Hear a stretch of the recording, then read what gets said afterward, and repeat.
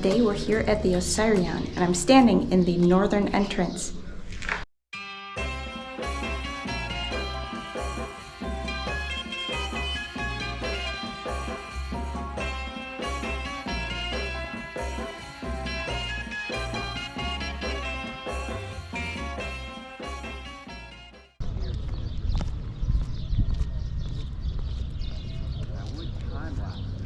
I'm Lex Levy. Today, we're here in Abydos, at the temple attributed to Seti I, father to King Ramses II. We'll first explore inside.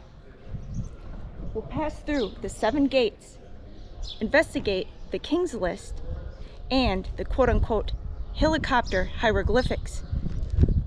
And after that is something extremely special. We are working with the ISIDA Project. We've been given this incredible honor, this opportunity to perform archaeological research for the Osireion VII Mission Project. We brought special gear and it's going to be so exciting. I can't wait. So, let's go. In part 2, we investigate the Osireion with special permission access. My husband, Geoffrey Drumm, is a member of the Mission Osireion VII Archaeological Project, and you can follow his exceptional research and his work on his channel at the Land of Chem. And for exclusive Osireion footage, join his members-only channel. Be sure to watch his episode 118, The Function of the Osireion, which is one of my favorites. And you can follow each stage of the Mission Osireion VII Project on the ISIDA Project's website. The link is in the video description below. If you want to help support our research and expeditions, grab some merch from the new Archaeo.alchemy store. Rock the classic logo in your favorite color combination with some beautiful alchemical prints. There are hats, mugs, hoodies, shorts, tanks, and tapestries. More designs are in the works, so stay tuned. And if you want to be the lifeblood of my channel, please become a member for early access, exclusive updates, and content. Thank you all so much. Now, back to our adventure.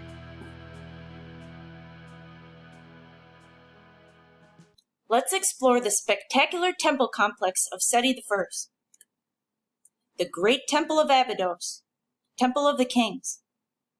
It is where the deified kings of ancient Egypt were celebrated, and was a place of pilgrimage, worship, and initiation into the cult of Osiris. It is the largest surviving ancient temple in Abydos. Construction of the temple began by Seti I in the 19th dynasty, and the temple yard and first hypostyle hall were arranged by his son, Ramses II. It has an unusual L-shaped ground plan, constructed primarily of limestone and sandstone. It is debated if Seti I was unaware of the existing subterranean Osireion located here at the rear of the temple, and had to modify the floor plan into the L configuration, or if he knew about the Osireion and intentionally built the temple in this configuration, which is what I believe. And I also believe the functionality of the Osireion was incorporated within the temple. Here is a layout of the Temple of Seti I that will help orientate you as we explore. We are now making our way up the first ramp staircase, and we will investigate the 2 wells.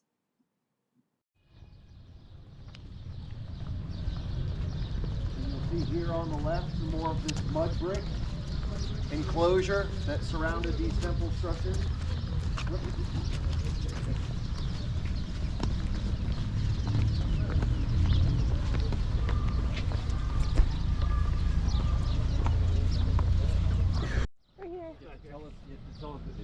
This is the cartouche of Seti here.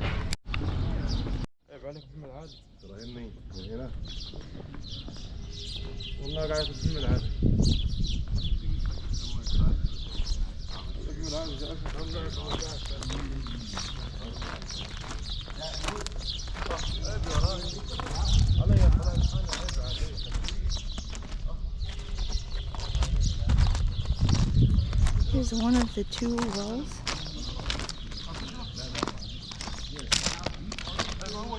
In the portico of the Temple of Seti I.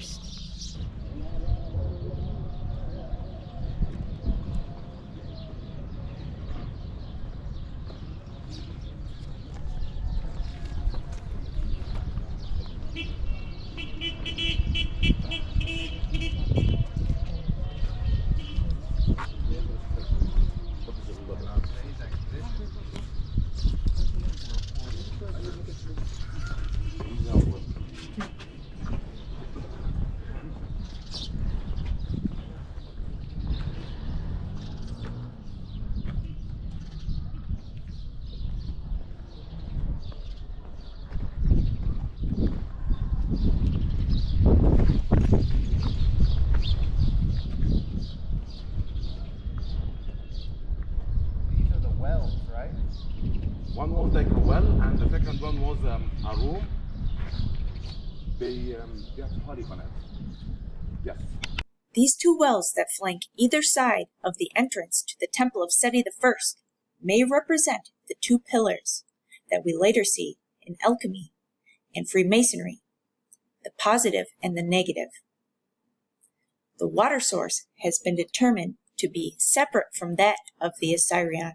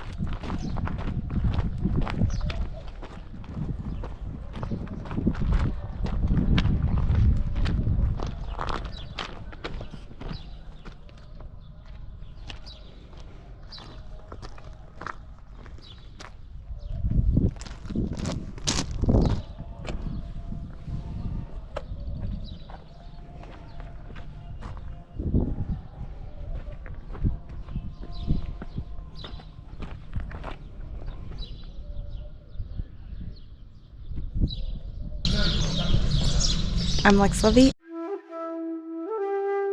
Today, we're here at the Temple of Seti I, and afterwards, we will explore the Osireion.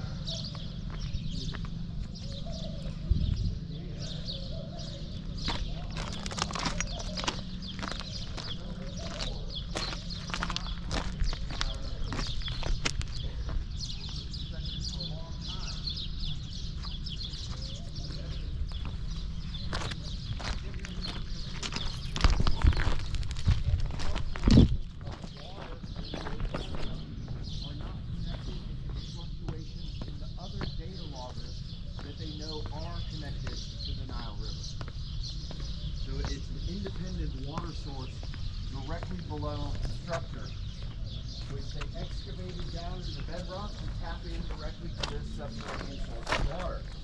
Same thing like we saw on the Giza Plateau with the Osiris shaft.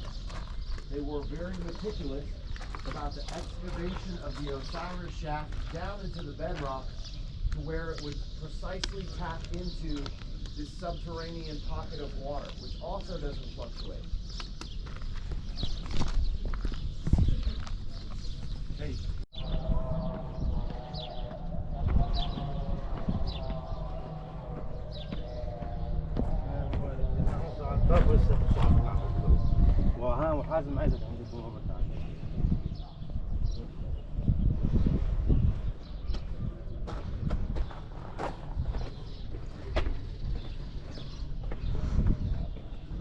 We are now approaching the third ramp staircase, which leads to the portico, where there are 12 sandstone columns. This forms the facade and the 7 gates, all of which, but the central, were closed by Ramses II, and leads to the first hypostyle hall, where there are 24 columns, and you will see sacred numbers used all throughout this temple.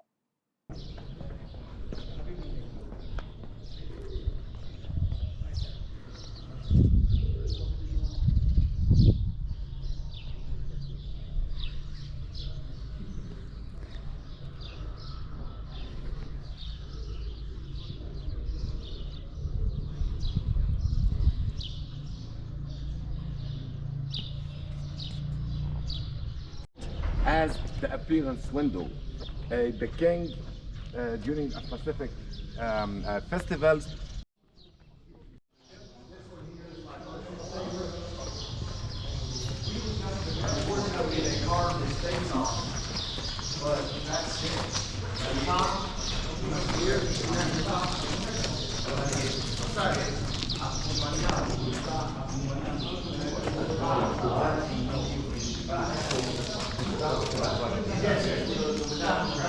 One thing I am certain of, the Temple of Seti still holds some secrets.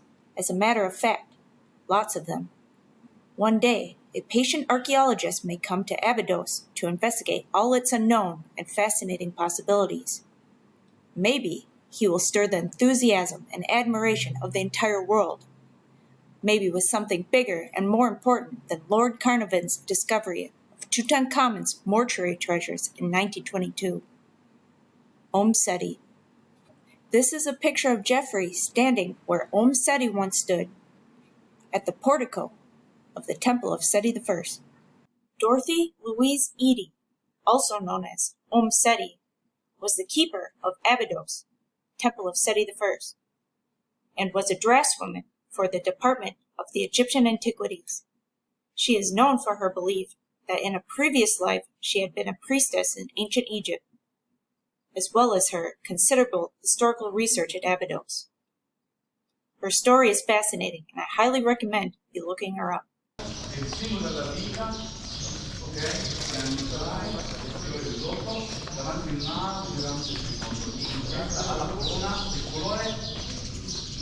No, actually, Dr. Geoffrey says that it is the most beautiful depictions because earliest time of Ramses II, he did use the same workers of his father.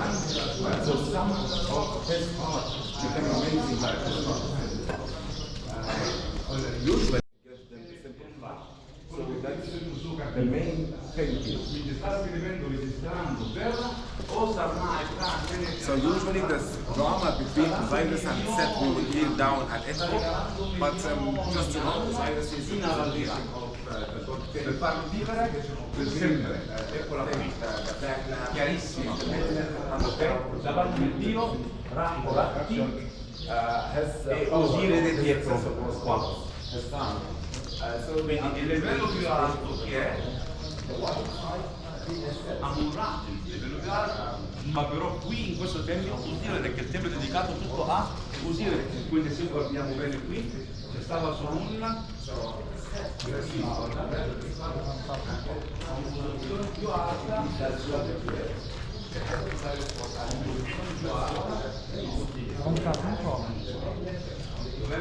qui tutti sono offerte, la corona bianca, la corona rossa, ISIDA sta dando qui nel simbolo della vita e sta facendo anche quelle mani qua sulla spalla, quindi qua fuori le diverse divinità, soprattutto ISIDA, Osiris, Ramora e Amunra, ok? Così, tutti sono offerte con diverse divinità.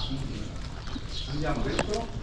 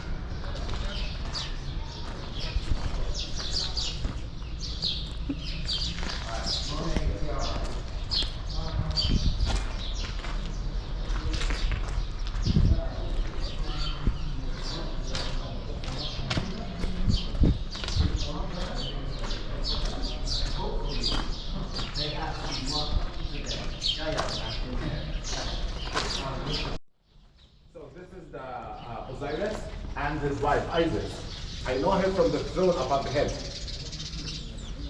And then Ramses II in front, he says that he had a dream.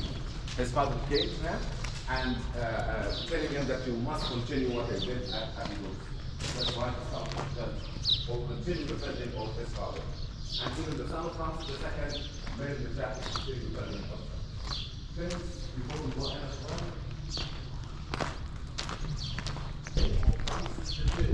the end of the new era. So I'm going to come back later.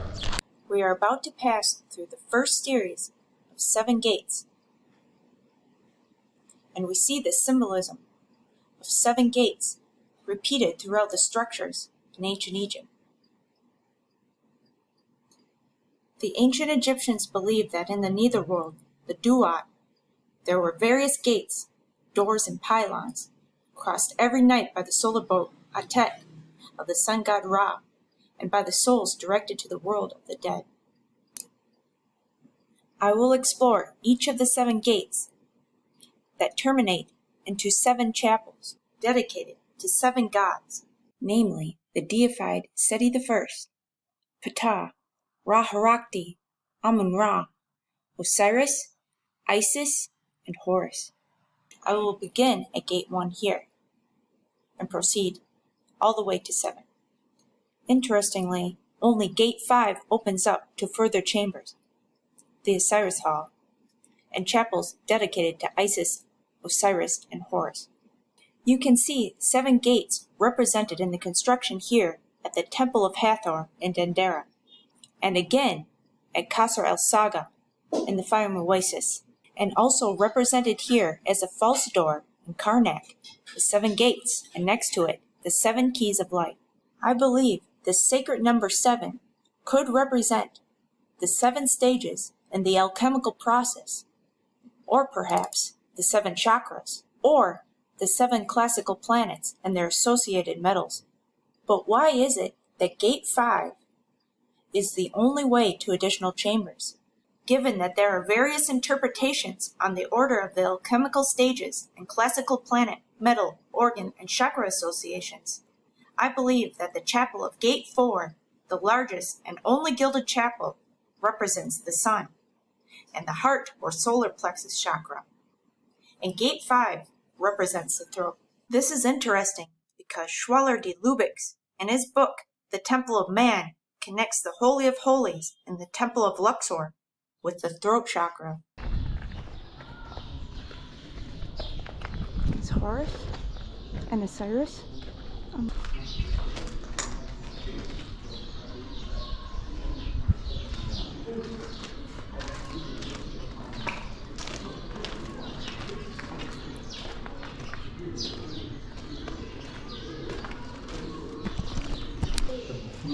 All right, let's go. These halls with these big columns, and as we get to the back end of the temple, there are 7 rooms. We keep seeing that number 7 everywhere we go. And these rooms are all decorated.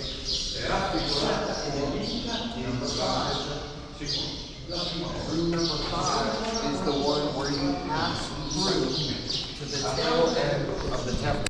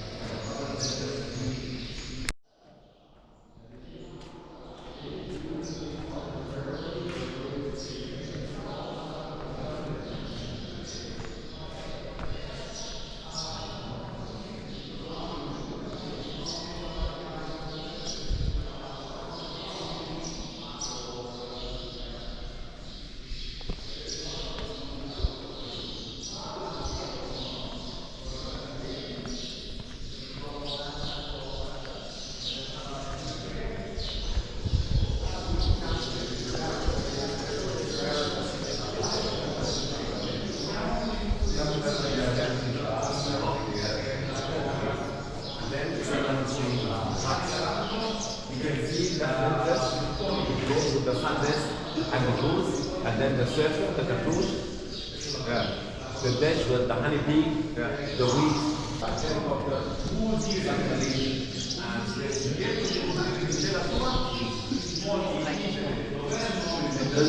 It doesn't look modified or revised at all. So you need to like really climb up there, and I can see. So you see where the bird, like on the bottom right of the helicopter, there's that bird.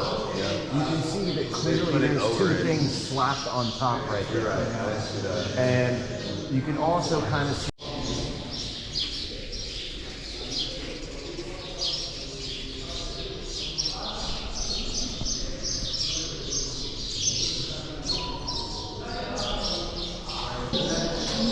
Here are the controversial, quote-unquote, helicopter hieroglyphics.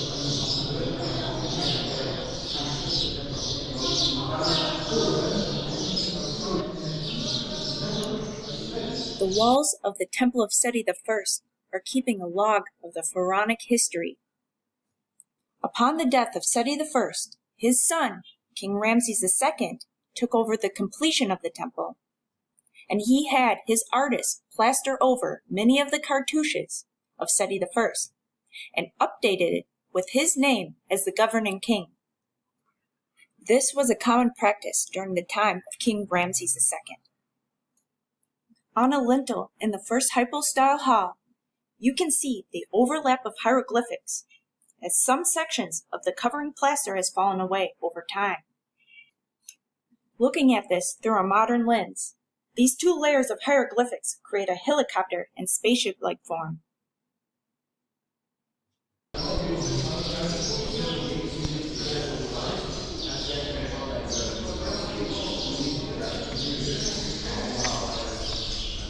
Helios and his consort, Shushat.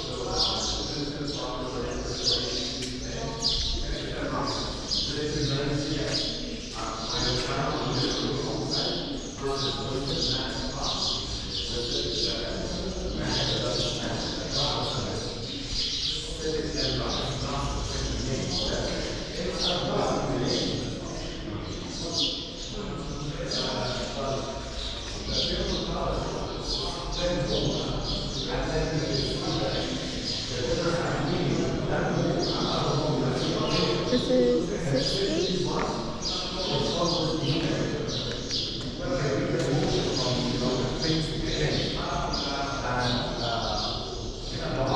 How's it feel to be back?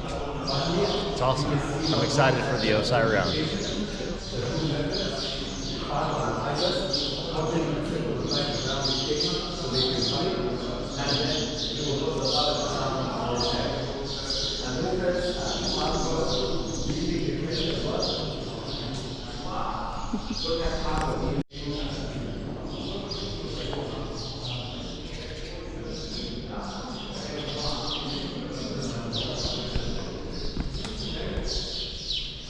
Sixth gate.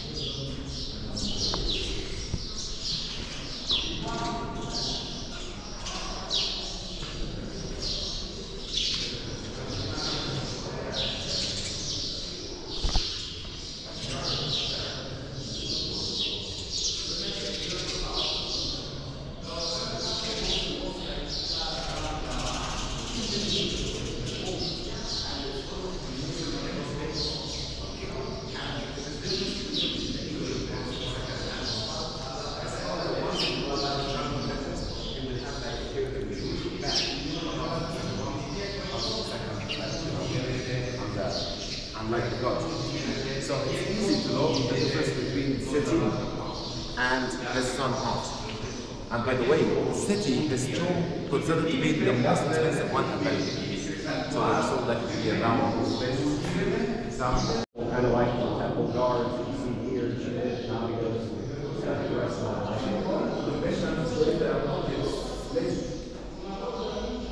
She said that if you here, we found this, then you take from that place, we found this. Look at the connection of Matt and Isis. Most of them has the same dress. Because most of them has wings. So what you can see, it is the feathers of the wings. Dude, what is that, like 100,000 women? It's crazy. Yeah.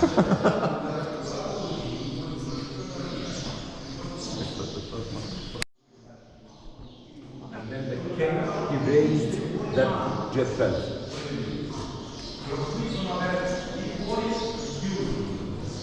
Didn't see that. Oh, so this is the base of it here. And you can see the base of the pillar going all the way up to this elaborate necklace type piece. And then these are the tiers. I've never seen a jed pillar that detailed before.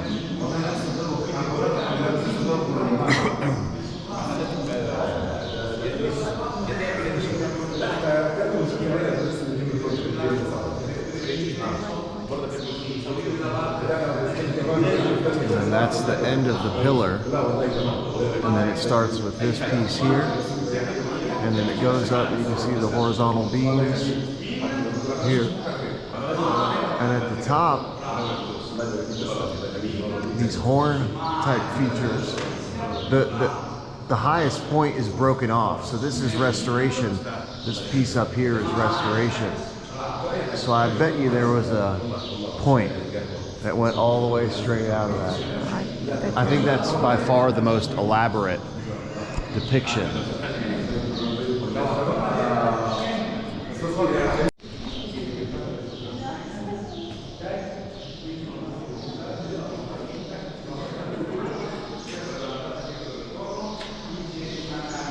Osireion.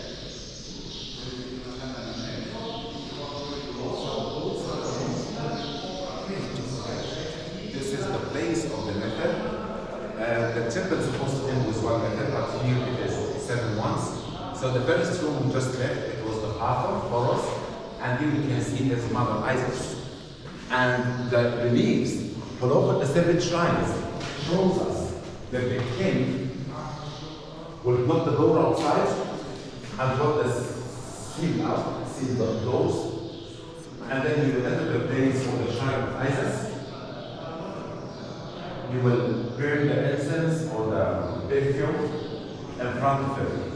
And on the other side, you will start to change the clothes of the statue. It's much So better. these 2 long things you see, they are the clothes. And then you will put this magic necklace to her neck.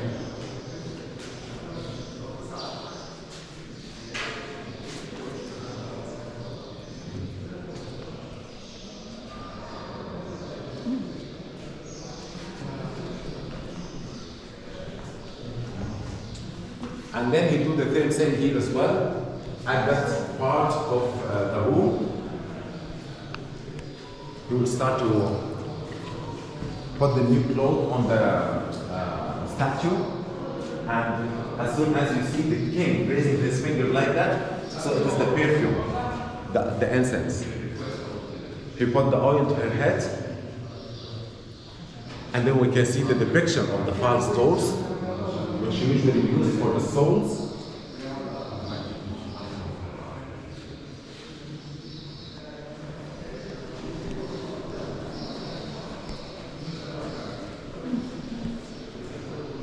And then we can see the part or the pole of Isis. I'm sorry.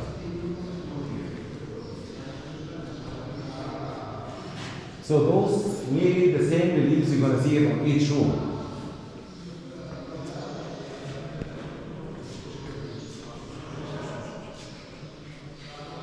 This is the name. Sorry. I guess we got more ancient because they look like Yes, they are. No, they are actually. And I don't know, the first time you see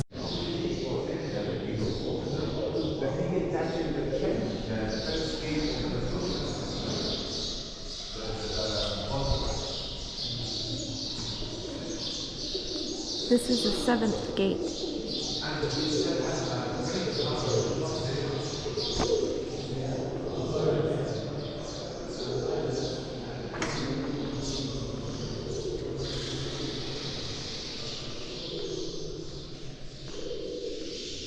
It's much more deteriorated. Here we have the bark, the solar bark.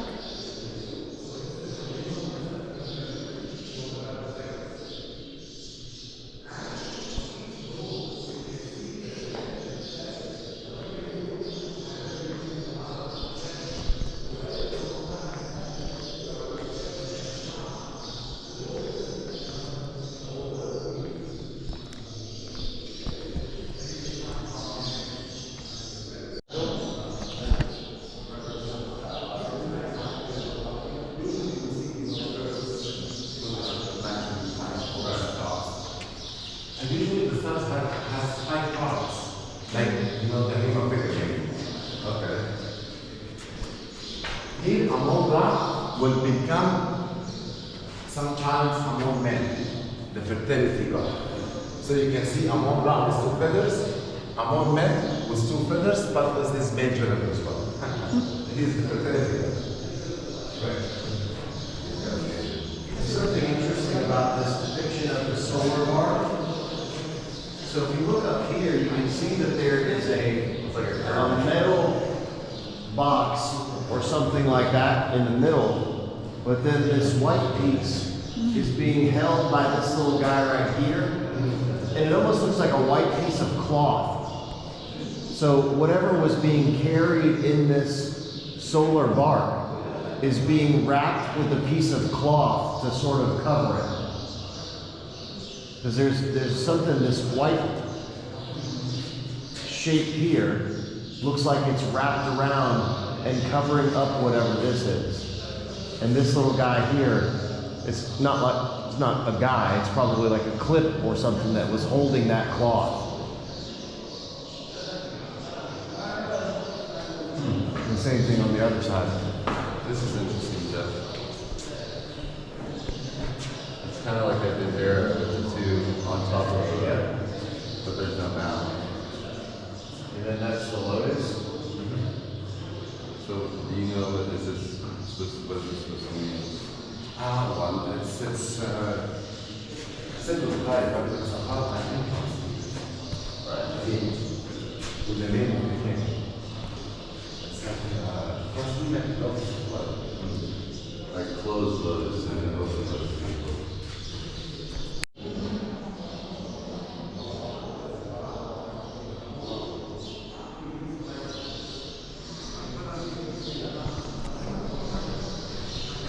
This is the 4th gate.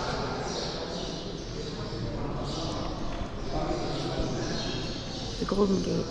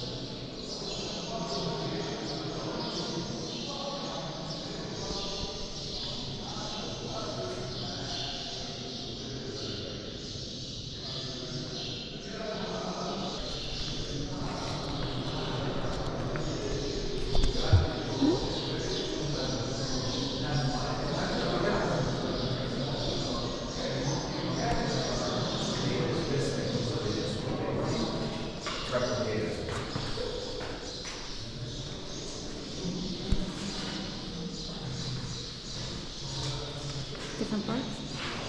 Different parts? That's a good observation with the Small differences. Yeah, it's just that was unusual. I was trying to figure out what that is. Yeah.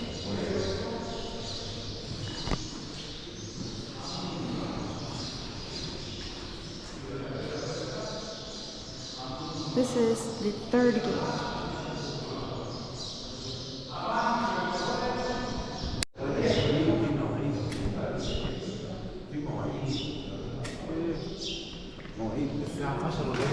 This is the second gate.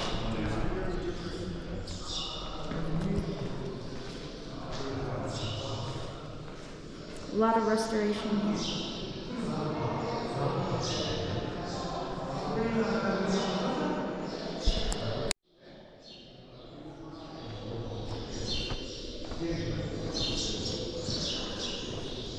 And the first gate.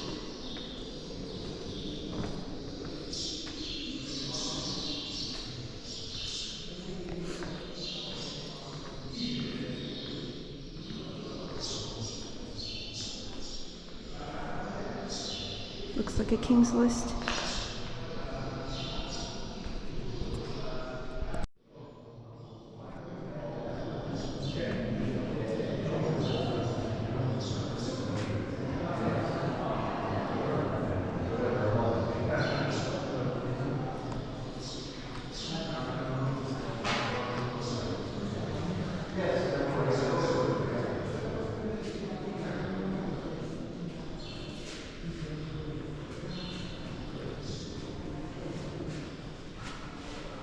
Alright, so now we're going to pass through the gate into room number 3.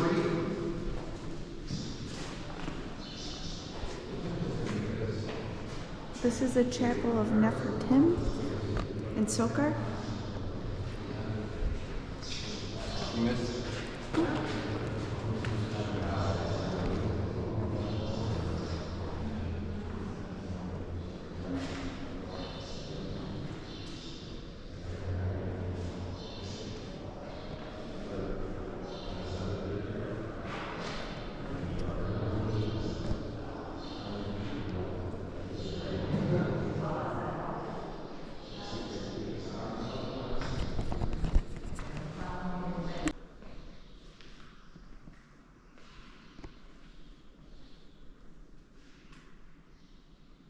On the eastern and western walls, there are 5 cells.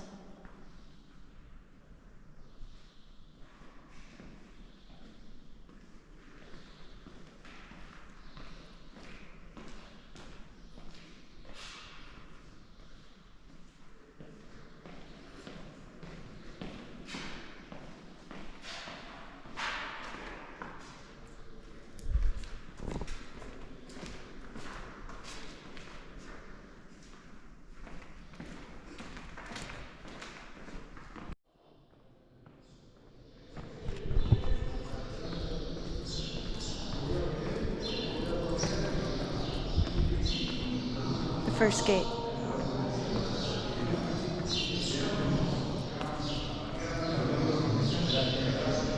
The second gate.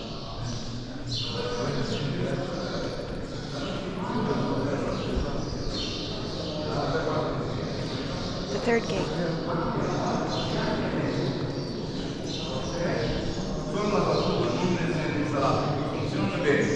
La seconda cosa,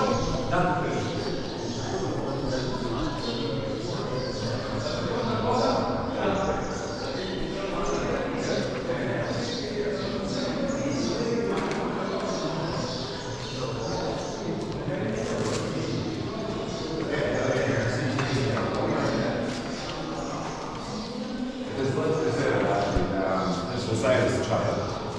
And hospital relief me you see that is Isis holding Osiris, which is protecting mainly the male methods, the female methods, or even the queen is protecting the kids. This is not really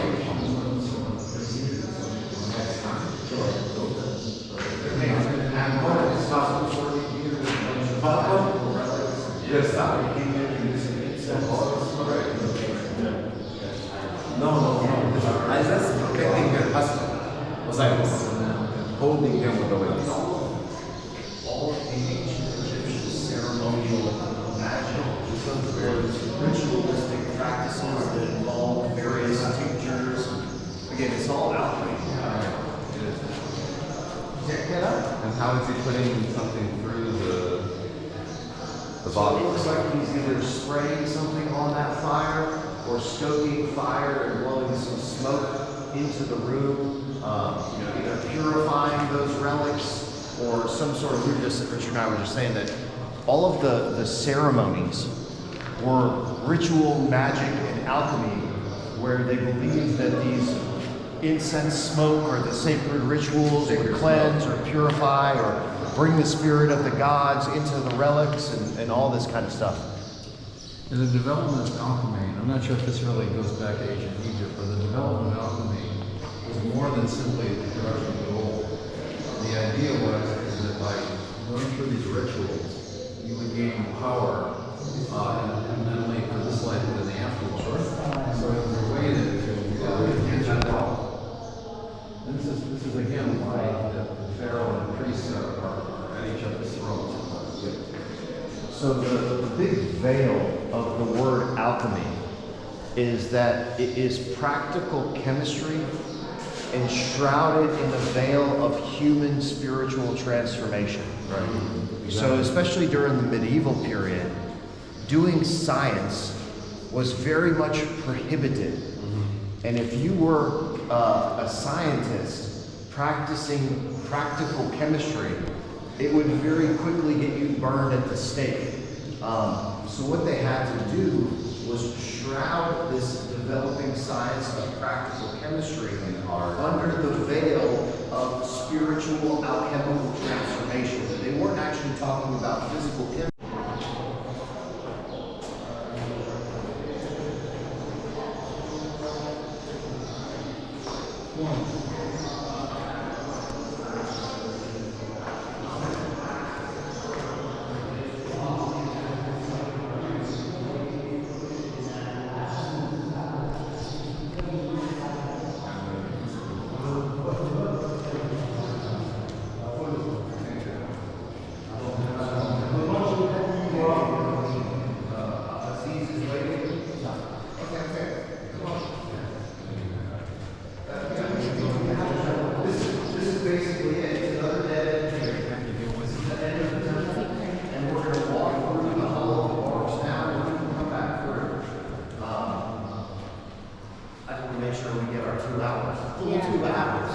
Let's do it.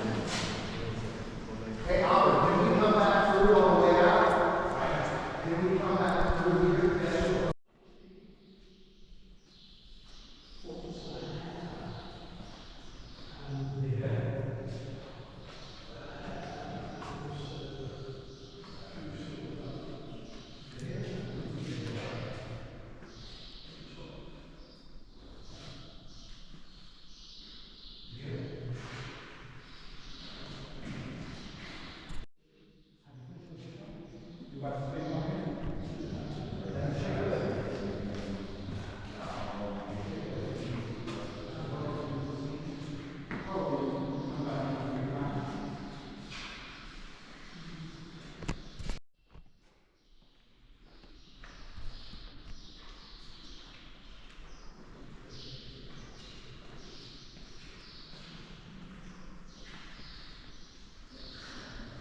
Some glyphs of jet pillars.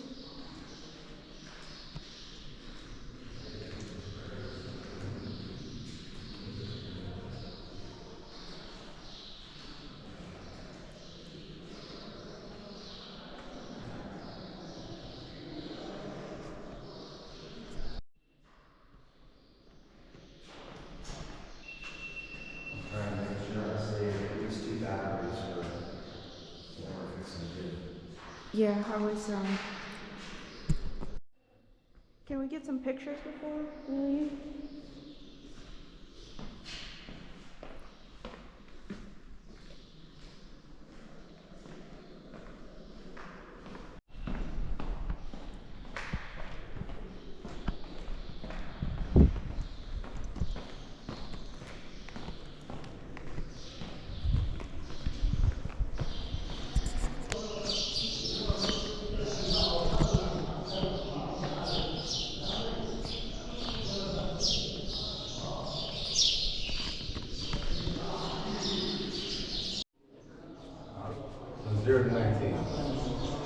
Yes.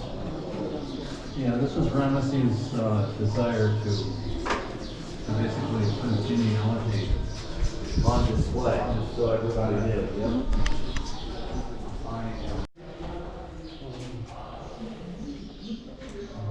Here's the king's list, starting with 0 Dynasty, Menes, or also known as Layman.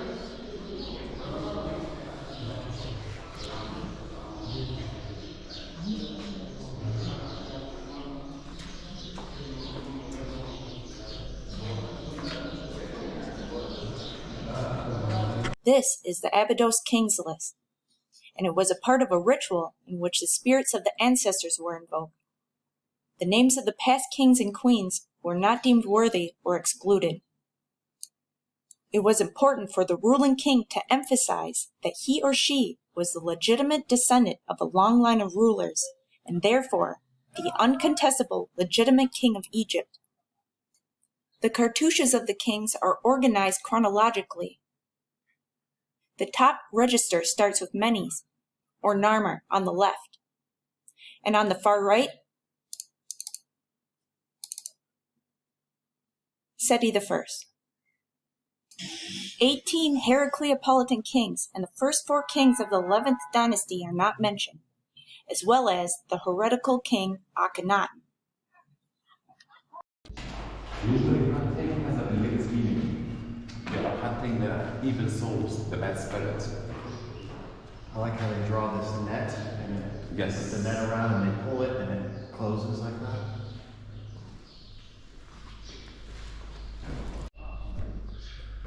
All right, ladies and gentlemen, welcome back to part 2.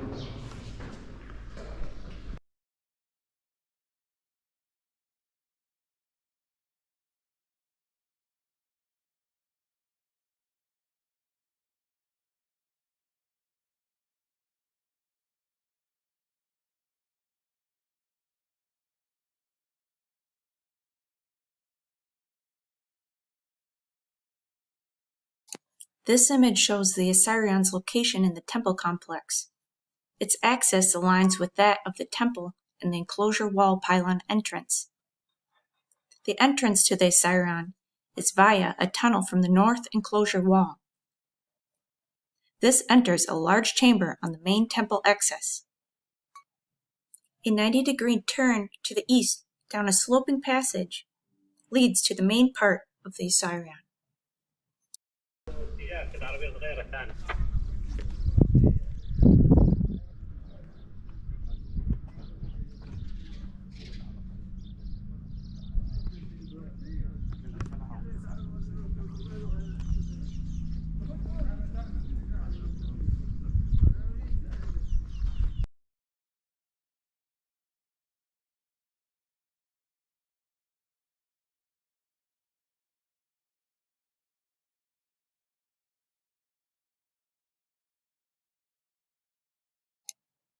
This plan by Edward Neville shows the Osireion is not orientated to the cardinal points, but for simplicity, authors have adapted local methods in relation to the Nile.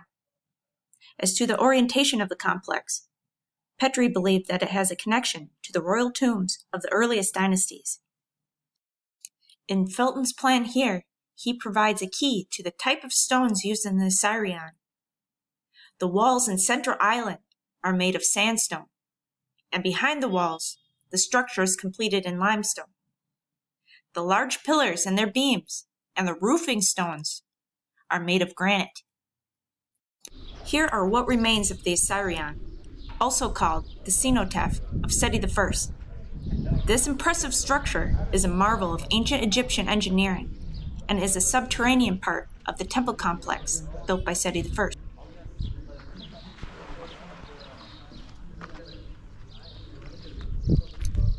Water is being removed from the larger recess so that we may complete our objectives for the mission today.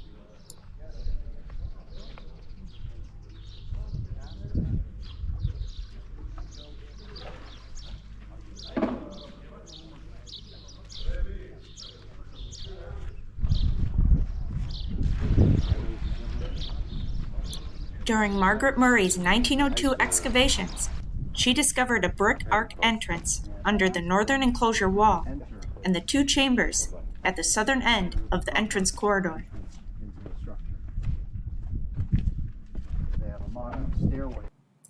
She would also discover the start of the sloping passage. Due to her limited resources, this was as far as she could excavate. Major clearance would start in 1912 under Neville. A steam engine was utilized in the total clearance of the entrance corridor in 1925 by Frankfurt. As most of the passage was covered with more than 40 feet of wind-blown sand, its clearance was a vast expenditure and gamble. The ritual of the death and resurrection of Osiris. About 500 men, and 3.5 weeks later, the corridor was cleared. To his delight, the stone floor was intact, as were most of the walls, which were found to be covered in text. The west wall had the Book of the Gates, and on the east wall, the Book of what is in the underworld.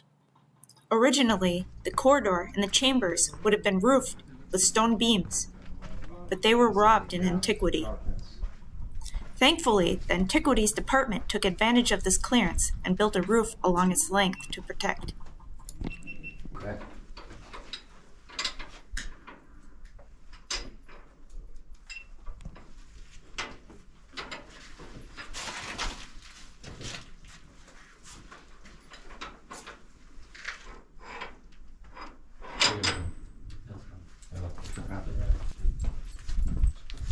All right. The gate has officially been opened.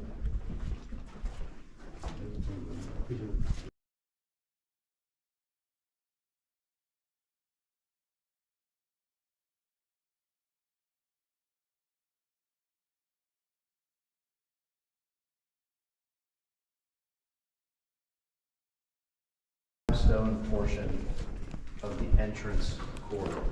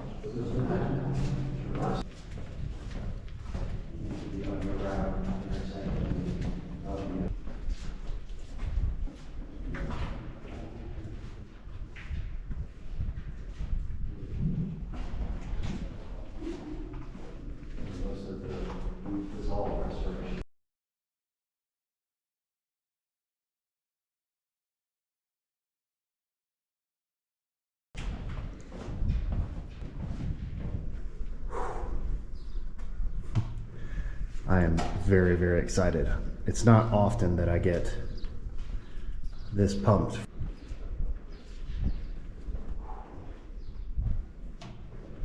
I am very, very excited.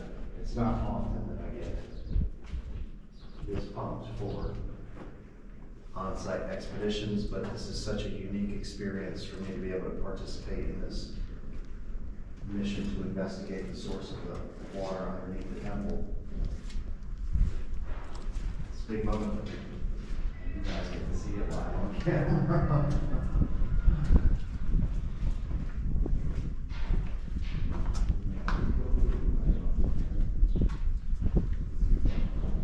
And here, we can reach first chamber.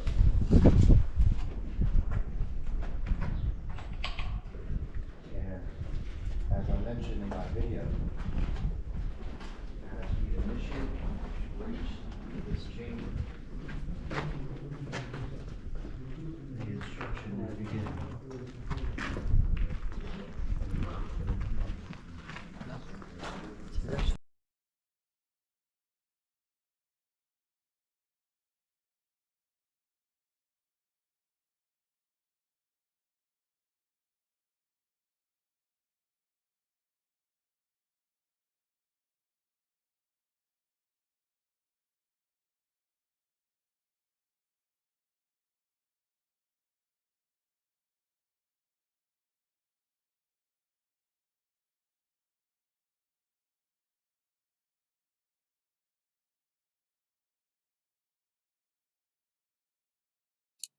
According to Margaret Murray, the small southern chamber was sculptured with the 168th chapter of the Book of the Dead.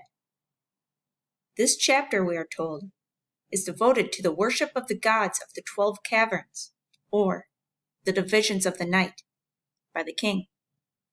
The Great Hall was found to have various scenes on its north, west, and southern walls. The east had been quarried away in antiquity.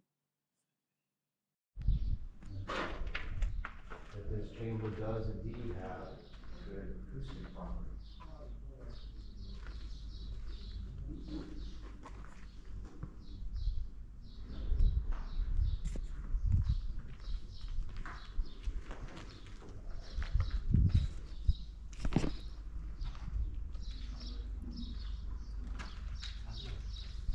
Hieroglyphic symbols, the meaning of which would be explained to the initiate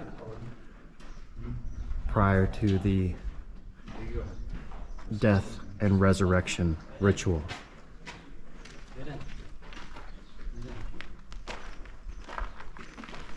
The book of Geoffrey inside this book.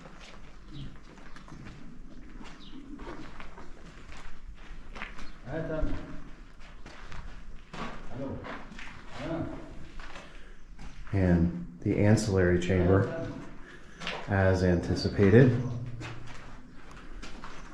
I propose that this is an acoustic amplification chamber.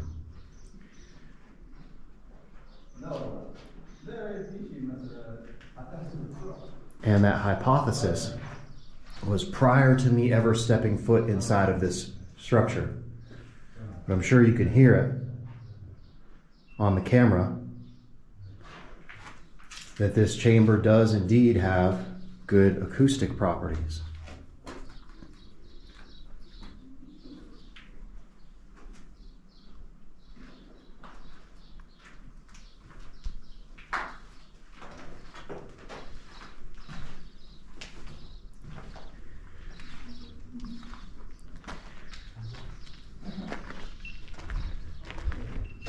And here, we'll get our first look. Okay, with Mr. M. Enjoy. Enjoy. Man, I gotta reiterate how much of an honor this is for me to be able to be involved in this project. As I explained in my previous episodes on the Osireion, several wells were drilled in and around this area to analyze the water below these structures. They've also drilled a well within the Osireion, and they've been testing the properties of the water.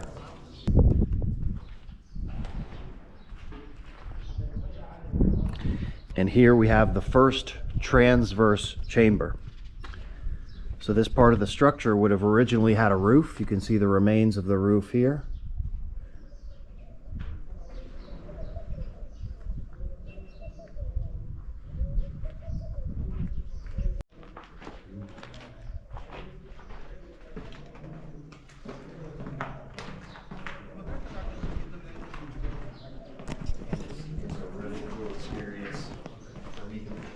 Finally get some recognition within the legitimate archaeological community. I mean, it's a huge honor and blessing. And I was added to this team because of my recent research. So I just had chills kind of going up my back. Because you can imagine the experience of the initiates crossing into the Temple of Osiris. And if this little bridge wasn't here, the only way to access the central island is by first being fully immersed in the primordial waters surrounding the central island. So if you were an initiate being introduced into the cult of Osiris, you had to be first fully immersed in the water. And this is an ancient ritual known as lustration, purification by water. And only those who had gone through the ritual purification could then enter the sacred central island.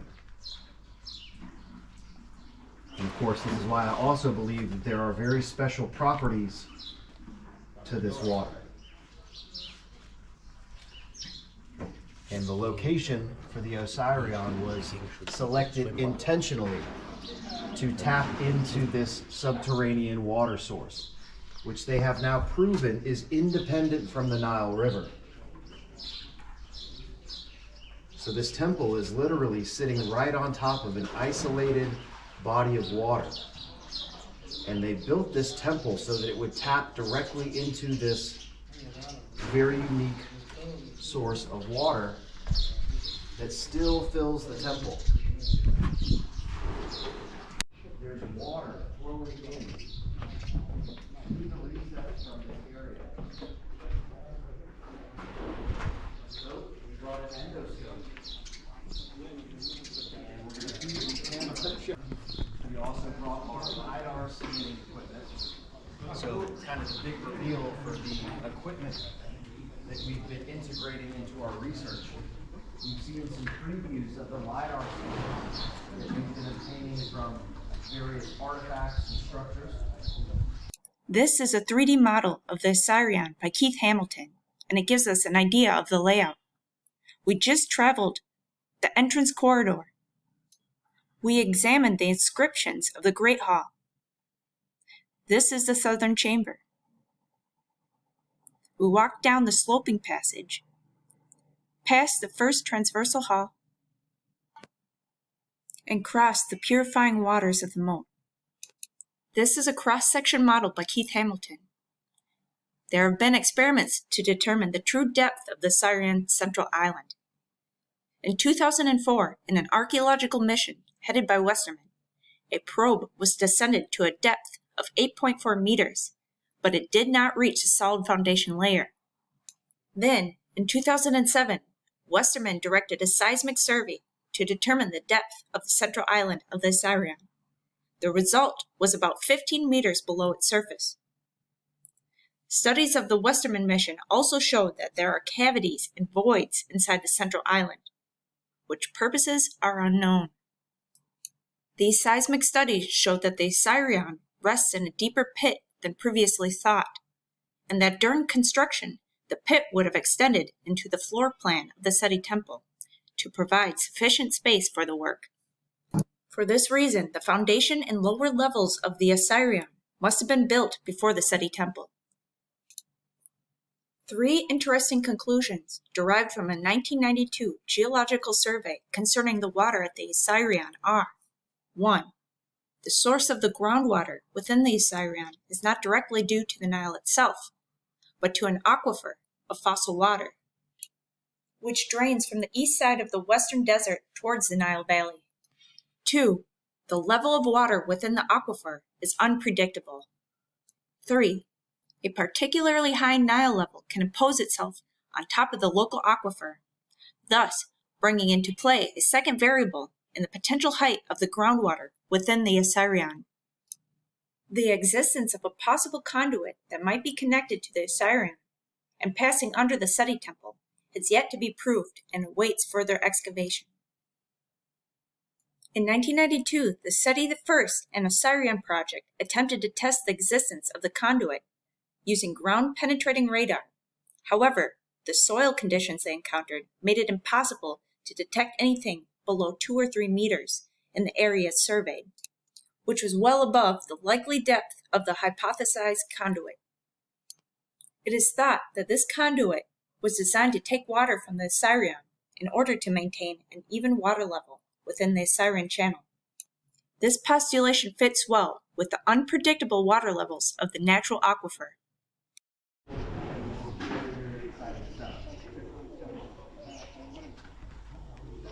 Absolutely amazing.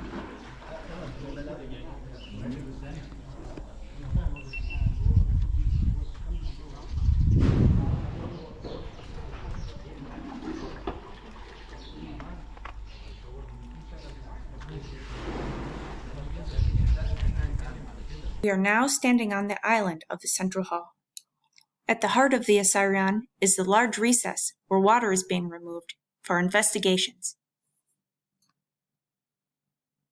On the island of the central hall, we have 2 lines of 5 granite pillars, and between the spaces of the pillars we have 6 cells on the north and south walls.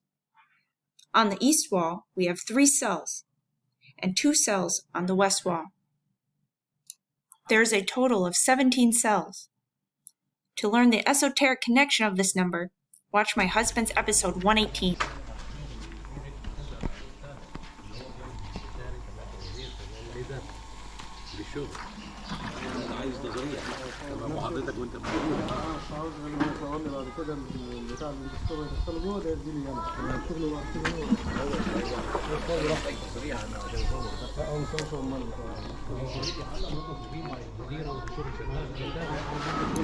In Westerman's 2012 expedition, he found a cylindrical drilling hole located in the northeastern part of the square pit in the floor of the central island, the smaller recess. There is a number of different hypotheses on the subject, but the exact purpose of this hole has not been determined yet. The direction of the axis of the hole is oriented to the true north.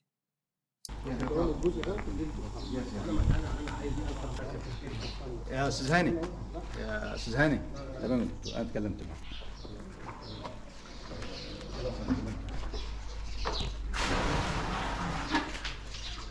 There they are. So I had anticipated that these were like inscribed on the stone, but it looks like they're just drawn on, like red It ochre. looks like a pigment. Yeah, pigment.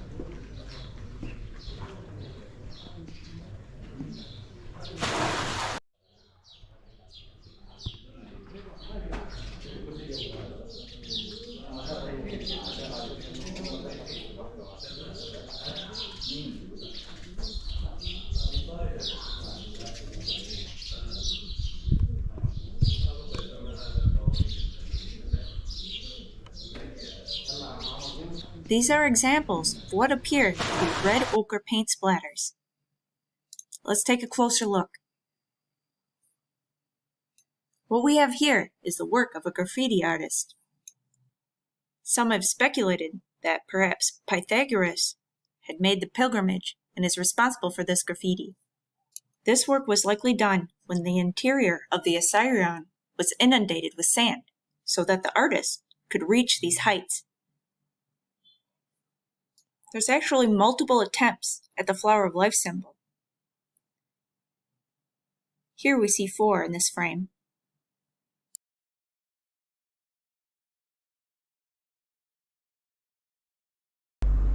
I'm Lex Levy. Today, I'm going to show you how to draw the flower of life using a compass.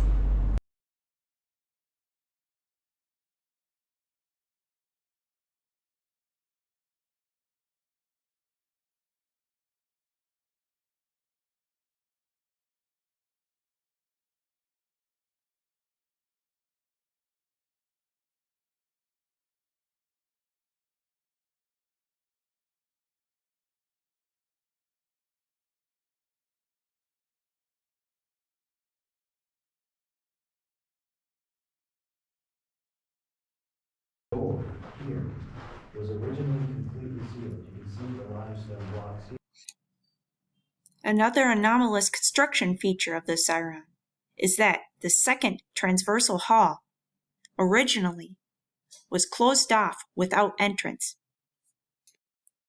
In modern times, a breach was made in the east wall's middle cell, giving access into the hall. However, in antiquity, the transverse hall must have been accessible, as it is decorated with a wonderful scene of the sky goddess Nut stretched out over the world. Within the Temple of Seti I, we find a room also without an entrance. It is called the Blind Room, and it features 2 pillars. There are some clues pointing to its use as a cistern. This image shows the orientation of the eastern transversal hall, the tunnel in its eastern wall that leads towards the main temple of Seti I, and the Blind Room. I believe these structures are connected, and it warrants a follow-up investigation. Here's a photo of us exploring in the eastern transverse hall. Geoffrey is pointing to the tunnel in the eastern wall. Let's have a closer look at this tunnel. believed to be connected to the blind room within the Temple of Seti I.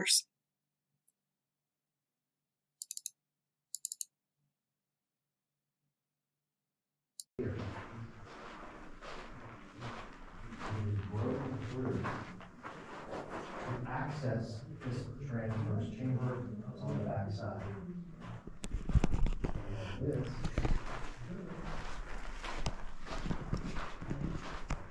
is a passage that was opened up that is believed to connect to the above ground portion of the Seti I temple. So this may be the back access into this isolated chamber within the Osireion. There you go. And we just finished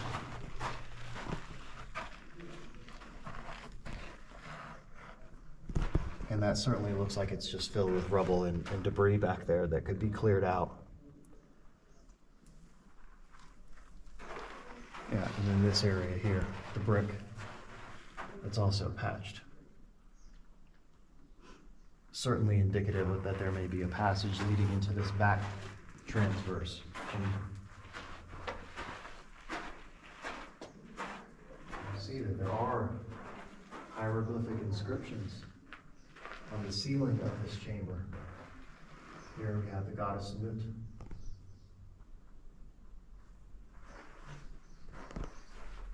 The celestial realm.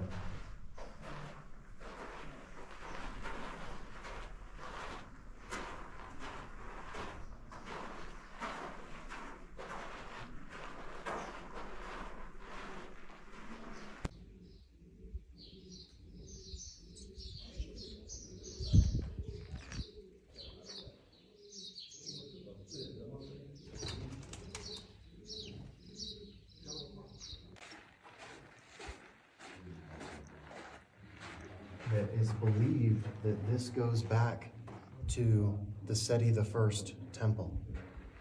So it goes back above ground and connects into the temple. So there may be a passageway because this area of the Osireion is not accessible from the main central island. They broke through.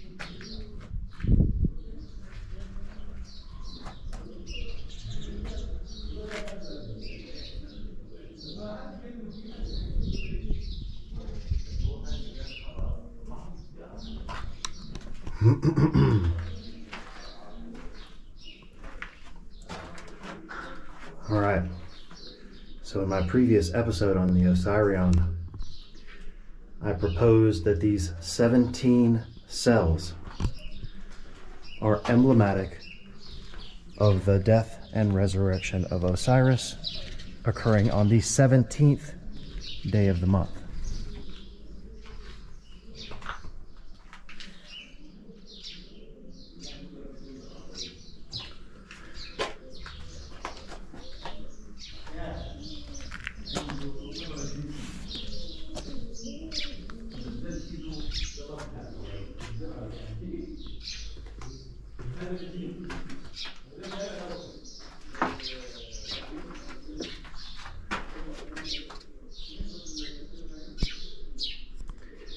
It does not appear that there were any original decorations inside of these chambers, and that they were intended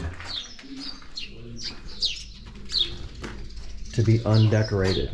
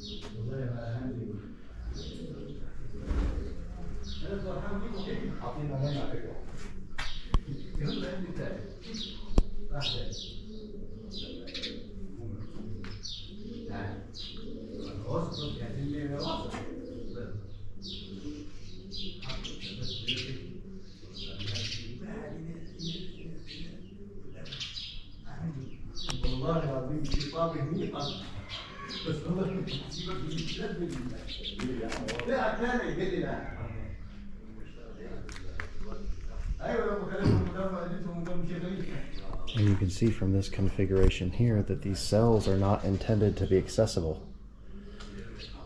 So these planks of wood are how you get over the water from the central island into the cells.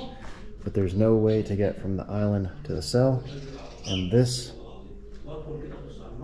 blocks off the access to this ledge that I'm standing on. So these cells were also intended to be an inaccessible part of the structure.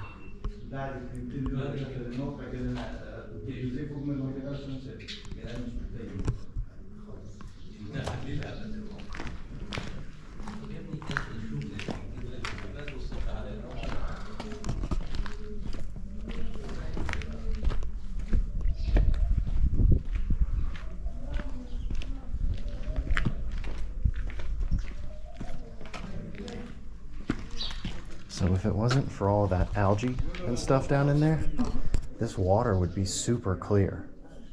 I mean, you can see how crystal clear the water is, but all that green color is from all the algae and But by the sun, I used to have a roof. bacteria and all that other stuff in here. But it would have originally been very pristine source of water in here, very similar to what we saw in the Osiris shaft, where that water is crystal clear, very, very clean. And it's just, you know, centuries of a accumulation of algae and debris and growth in here that gives it the greenish color, not to mention all the debris that's down in there.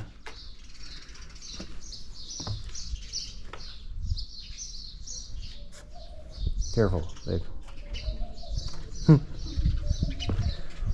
I was rounding one of those corners, I was like, I can just see myself falling into the muck.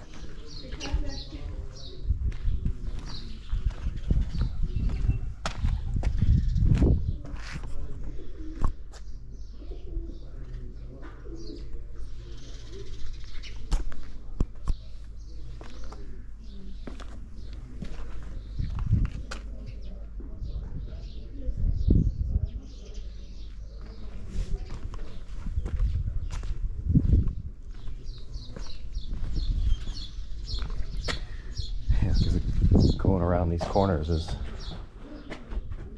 again, you can see that from here, the central entrance, there's no way to access this ledge. This whole piece is blocking the access to the cells.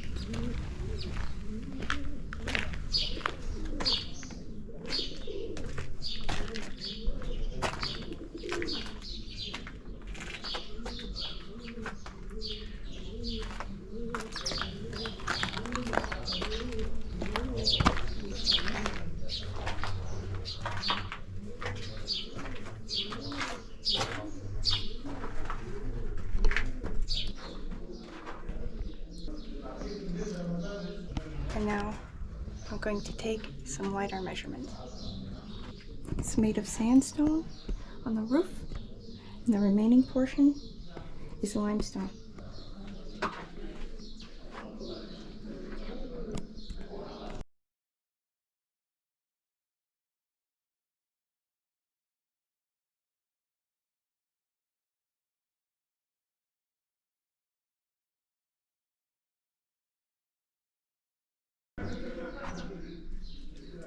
Probing a few areas of interest with the endoscope, and Geoffrey found some extremely interesting results.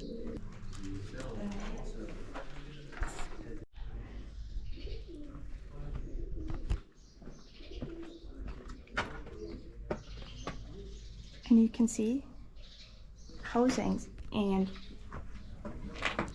tubular drill here.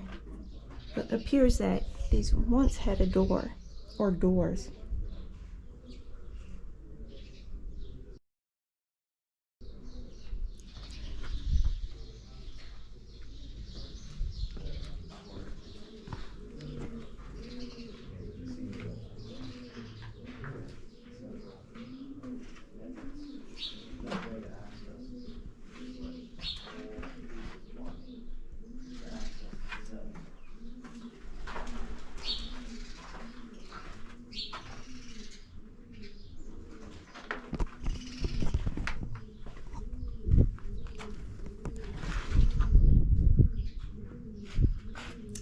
Like some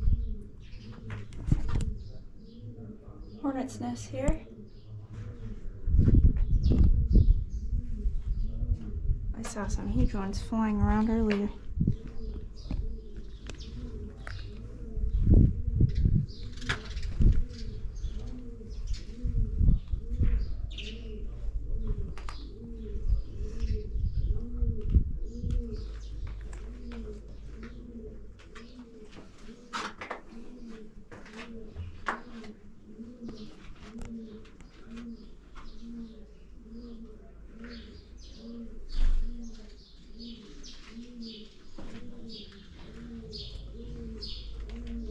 Some quarry marks.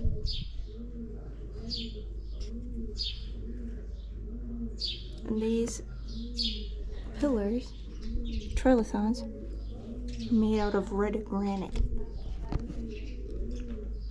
The rest, the interior is sandstone, and it's cased in limestone.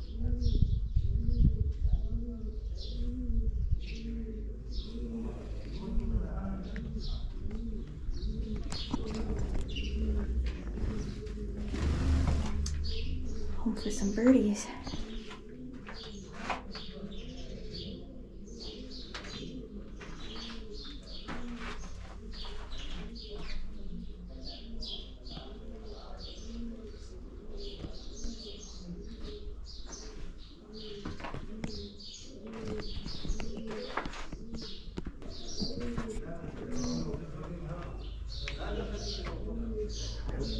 Huge megalithic pieces of red granite.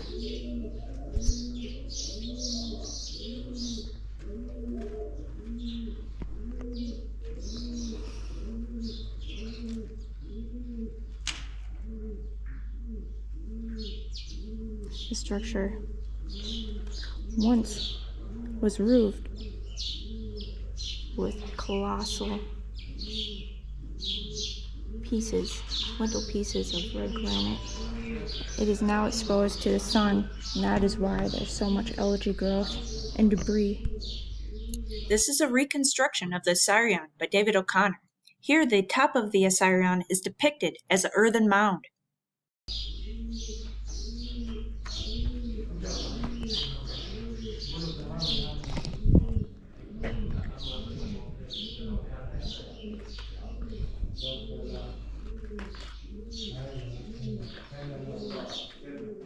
You can see a lot of soul deposits.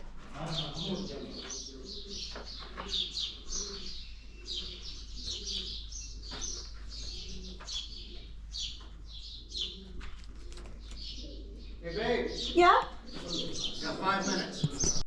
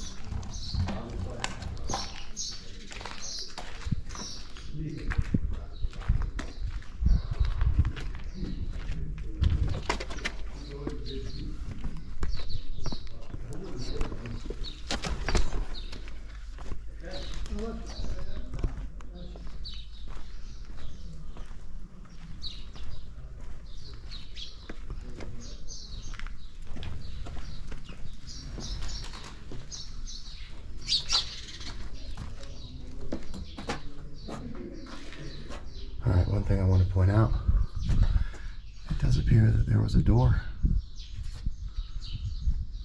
or a closure here of some sort. That these cells may have been opened and then closed. Definitely seems to be some acoustic properties inside of these.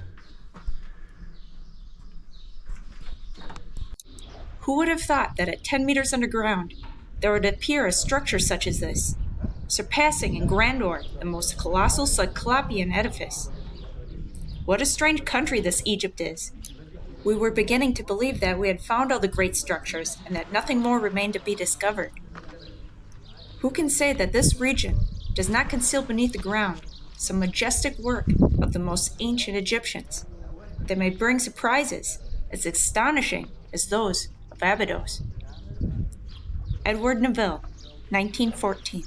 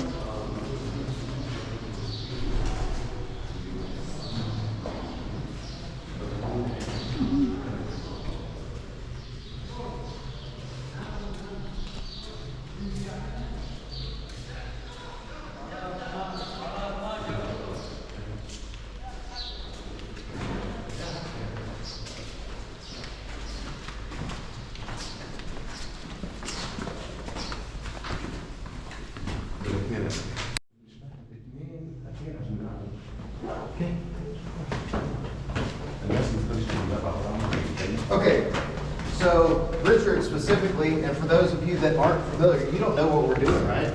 Good. Okay, awesome.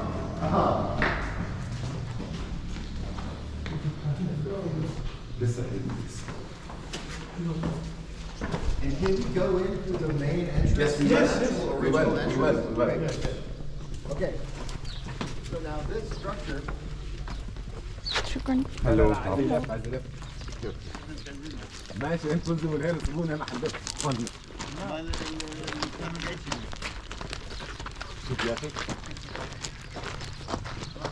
So this structure is called the Osireion. And you can tell, just looking down into this thing, that it is a bit different than what we were just walking through. If you come over this way, you can get a better view of everything that we're going to be seeing down inside of it.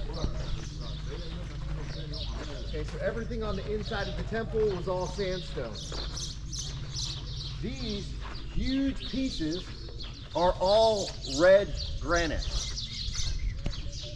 There is some limestone and some sandstone incorporated in the construction, but all of the main pillars and all of the beams across are all huge pieces of red. Remember, this structure originally had a roof, and this entire thing was buried underground. They cleared all the water out of there, and it doesn't refill. This dry square right here. The other one, it will always fill back up. And the water is actually a bit higher now than it was the last time that we were down here. A little bit. Yes, I think the rate was like what, 10,000 gallons? Oh yeah, when they were originally doing the first excavation, priest guide, most likely Let's go. or otherwise completely in the dark. Going down into this completely dark subterranean passage, and you're just going further and further underground. So a lot of these ancient rituals were intended to remove all of your senses. You were supposed to be in the dark. You're in the land of the dead. Well, it also increases sensitization for other senses. In the land of the dead. So these hieroglyphs Are modern, maybe. I'm not convinced that this section is contemporary to the structure itself. Right. But maybe still when they were using it as some sort of initiation. But I will show you there are some areas that are original, that do have hieroglyphs. But not in granite, or yes in granite. Yes, in granite, but these are just painted on. So if you close your eyes and you're just walking further and further and you know you're going down, you can feel the decline slope of the passageway. This route here is all modern restoration. Basically what you can see on both sides is modern restoration of this passageway.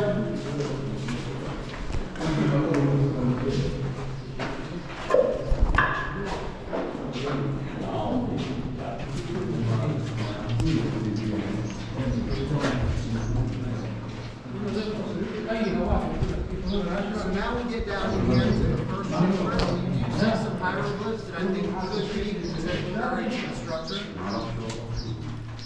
This chamber here, the niches, all of the cells around the structure also have really, really good acoustic properties. Again, not super convinced that these are contemporary to the red granite part of the structure, but it is still all hieroglyphs referring to the death and resurrection ritual of Osiris.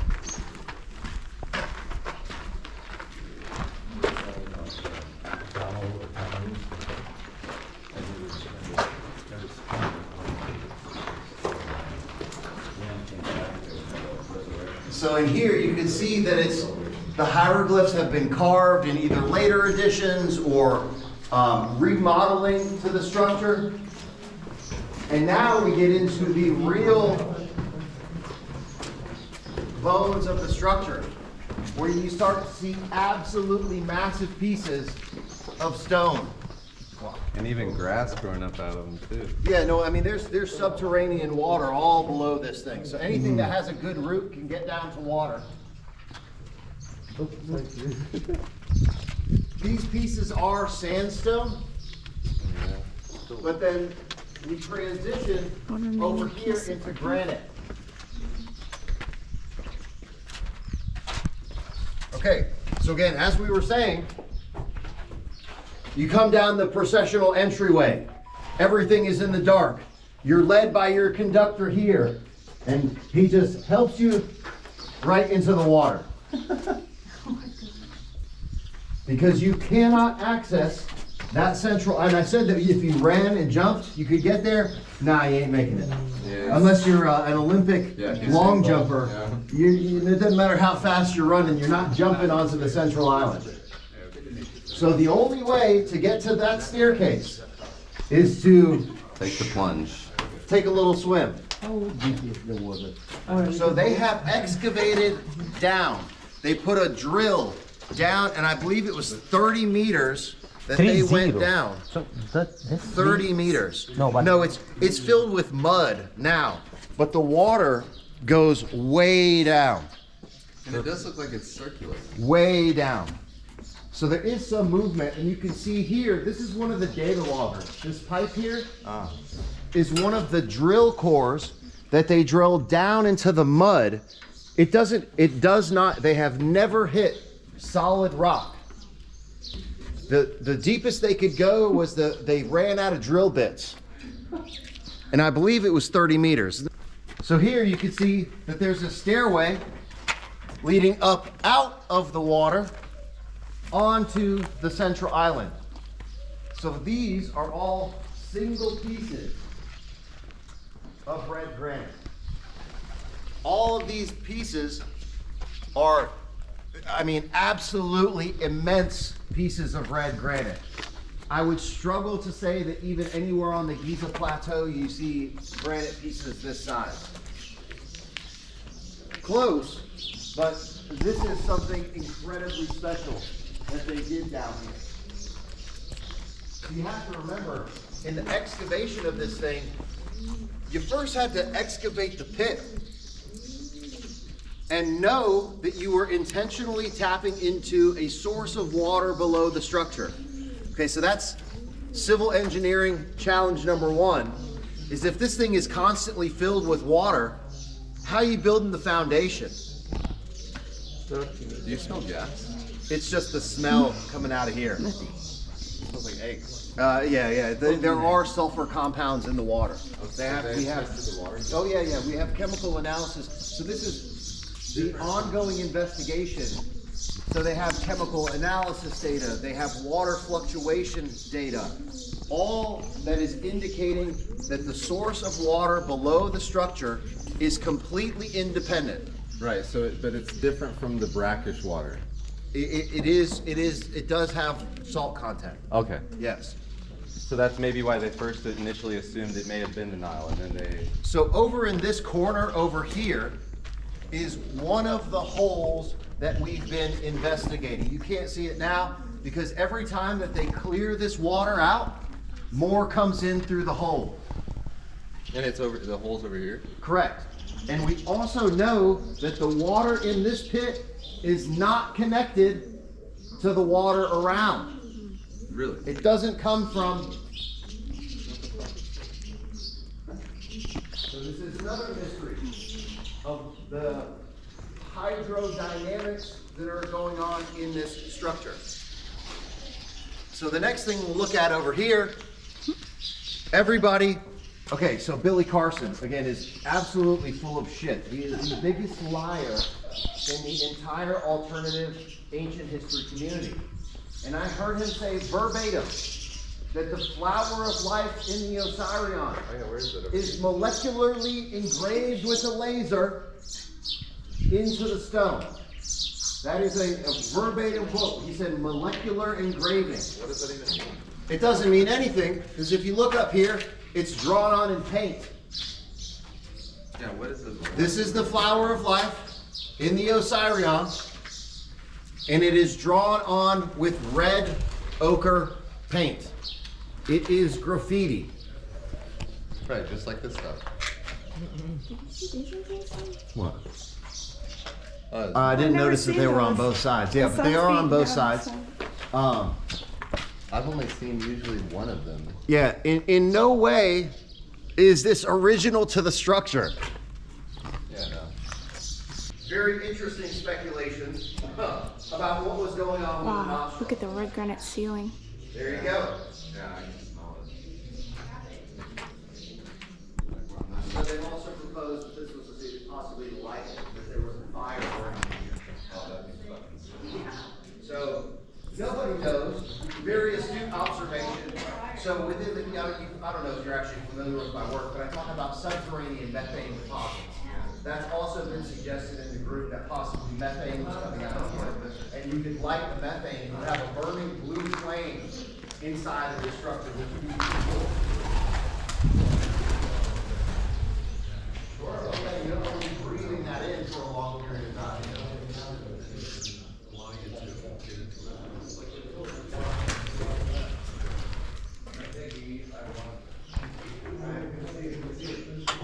This is Dr. Ahmed Aziz.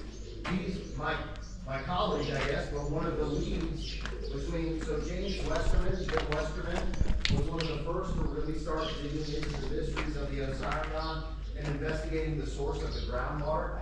Dr. Ahmed Aziz is from the Sohag University, and he's the archaeological scientific lead of the structure. And we were down here, as you guys were looking into these holes, and generally speaking, the objective of the mission is A, to try to determine the source of the water in the Osireion, and for conservation purposes, preservation. Something is pushing water into there from the hole on that side. Yep.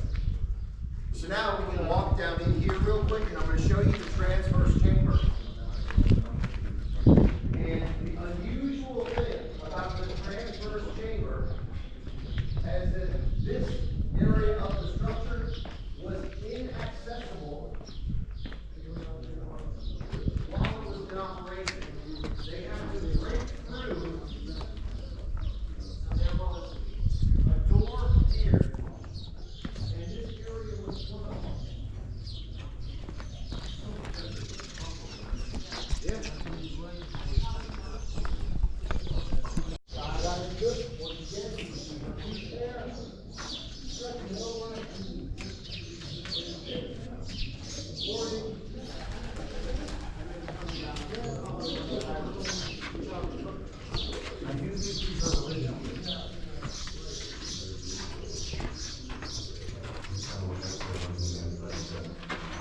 Yeah. Yeah, they're very precisely executed and articulated. Okay, so this is kind of where the mystery lies, is up in this hole. And one area has been bricked off, and then there's another passage up here that has never been, well, officially has never been completely excavated. And this is kind of soap on the walls. It's kind of similar to the Queen's Chamber tunnel. Yeah, so there was water in here originally. You can see the water level in the corner. So Oh, yeah. there was a bunch of water in here, and it evaporated up, and it caused the salination of the walls. So you're gonna climb into it, Jeff, and check it out? So it's a dead end. It doesn't, There's no well, anywhere. I think this is the one. Wow. Now, Why they close? so this is proposed to connect into an area of the Seti I temple above ground known as the blind room. And the blind room is also inaccessible from inside of the Seti temple. So the blind room is literally a square room that has no doors. So we don't know exactly how the blind room was accessed, but it is believed that the blind room connects down here into this chamber. Again, this isn't a burial chamber. There was no burials or anything like that ever found down in here. So they don't know exactly what this chamber was for or how it was used in the context of this initiatory ritual. But there had to be a way to get in and out of this thing. Yeah. And just because we don't know how it works now, doesn't mean that they didn't have a way. Yeah, but I mean, this was the level of the thickness of the rock here Yes. would indicate that they didn't have a way to get through this area. Sure. This was. How they know? I mean, I wonder how thick. Oh, so they came in here. It was like 3 feet. Oh, yeah, yeah, and it would have completely gone all the way to this side. So it was a single chamber. So because of the door here, right, the door leading into this niche, there may have been a crack or something of that nature that gave them the indication, hey, let's knock through this and see. They also may have somehow found their way down in here through the above ground portion, known that this was here, and then excavated out this way. So that's another mystery of the Osireion, is how this thing is connected into the above ground structure. Again, how do they know to carve through this thing? No, so this was actually done by, oh yeah, it was already collapsed and most of it was gone. Yeah.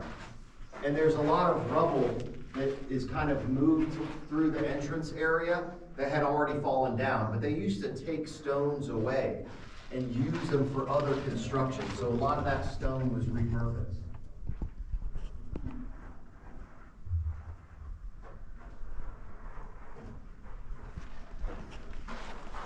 So you guys are pretty lucky that you're actually going to see, not that anything is going to go on that's going to blow your mind, but it does look like they're setting up. So what they're going to do is start pumping out that water so that we can continue investigating that little hole. I will say, Support evidence. Yeah, exactly. and this is kind of the general statement that I've heard from all of the Egyptologists that I've worked with in my time in Egypt, is that they acknowledge the dynastic period, but they also know that that was just a secondary marker in the timeline of Egypt, that it goes. But please be careful. Don't jump in the water. You will Looks not purify refreshing. yourself. Right. It will not purify. Modify yourself. In some way. So again, as we were talking about the function of the structure, come on. There's no way to get from the central island to the cells either. So in my opinion, in the preparation for the ritual, they probably had some wooden planks set up to where the participants in this ritual could get set up in here. And then they would remove the wooden planks. The people would already be in here. And you'll see that there are hinges here. So these were closed recesses that could only be opened from the inside.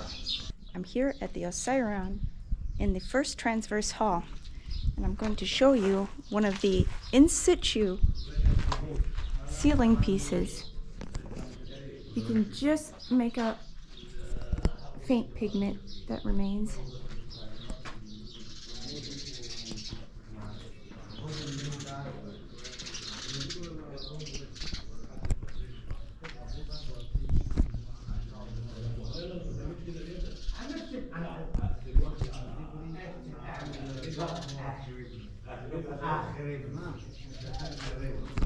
And these are all pieces of the red granite ceiling that have caved in.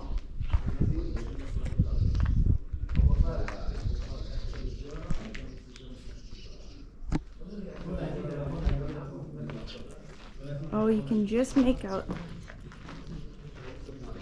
remaining hieroglyphs.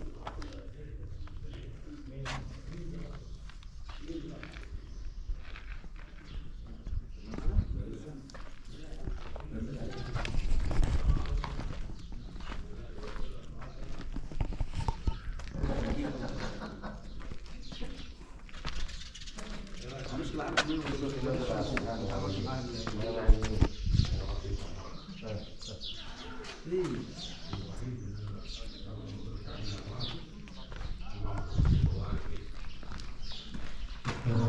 I look? Yes, no. For sale, yeah? The house.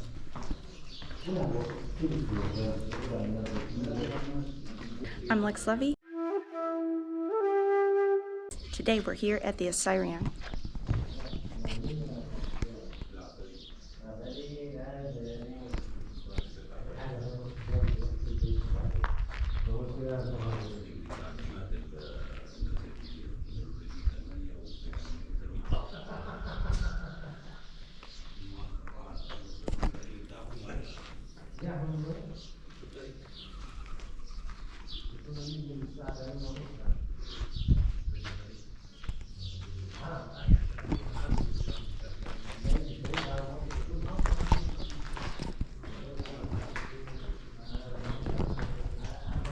I'm Lex Levy.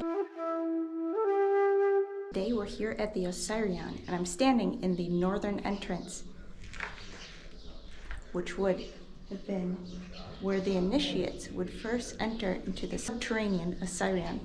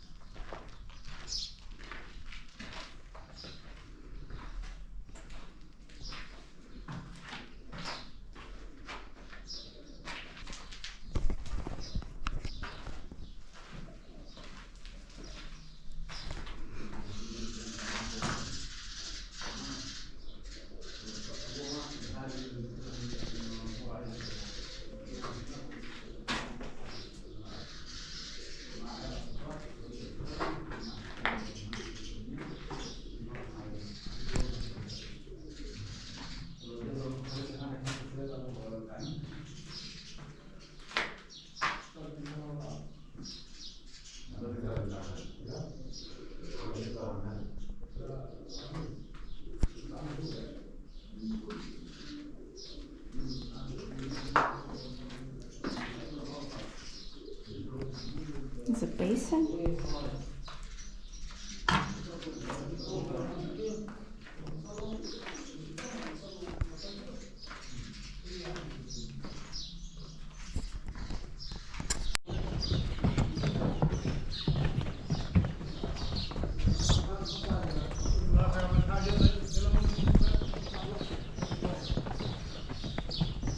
Room is known as the Hall of the Barks, or the Hall of the Arts.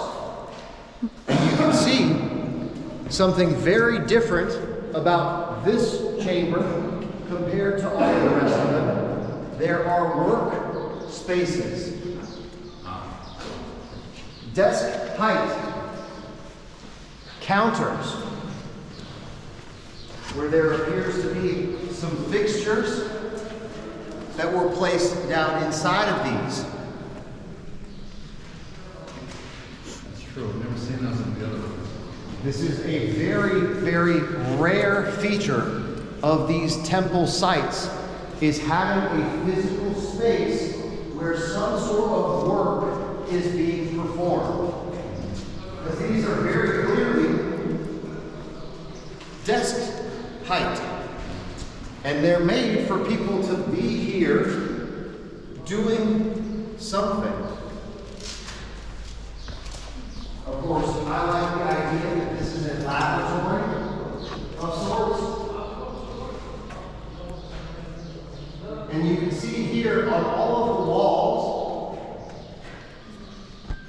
there are a number of different jars and vessels, as with most hieroglyphic depictions, but specifically here, there's different jars and containers, and again, these elaborate magic rituals that are being depicted in these hieroglyphs.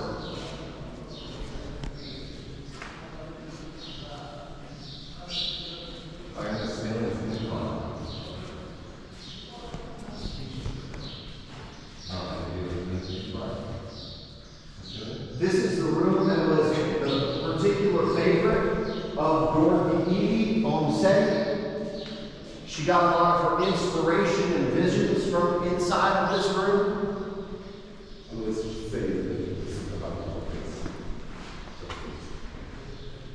She used to sleep above the head. On that rock? Down that rock. That's where they put the rock here. So there very well may have been something. So you can see we have big rectangular blocks, but then there's this small rectangle here.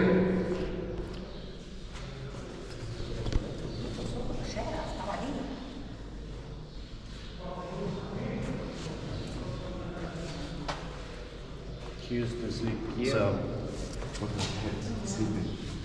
who knows what was originally here in this area of the temple? Clearly they've removed some stone. And they allow So she was like a keeper of the temple.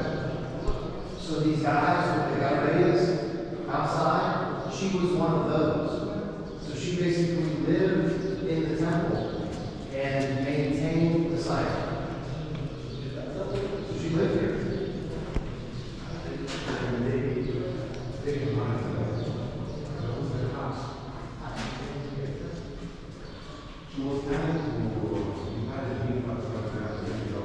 Here we have muff cut, the cone bread.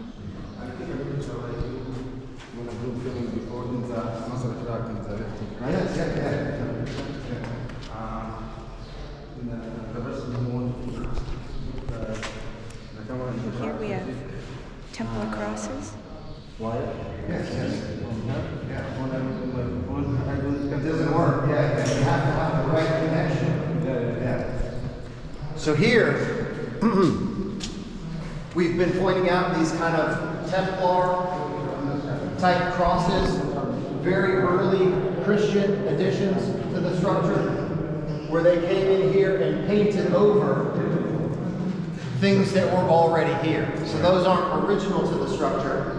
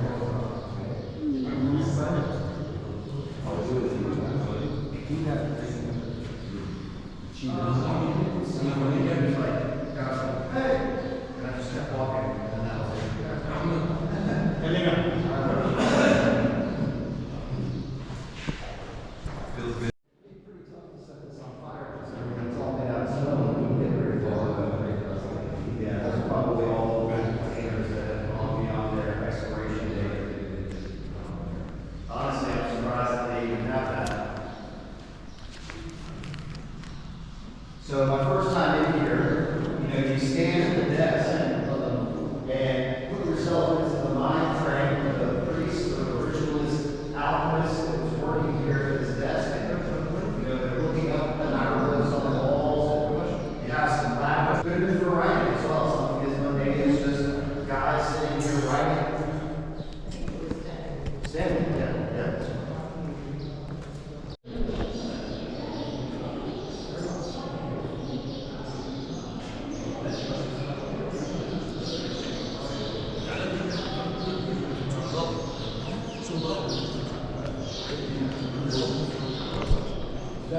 This concludes our expedition to the Temple of Seti I and the Osireion.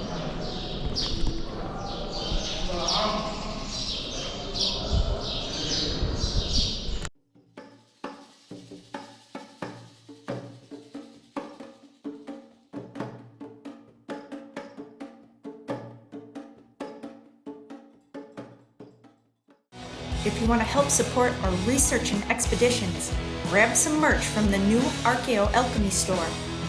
Rock the classic logo in your favorite color combination with some beautiful alchemical prints.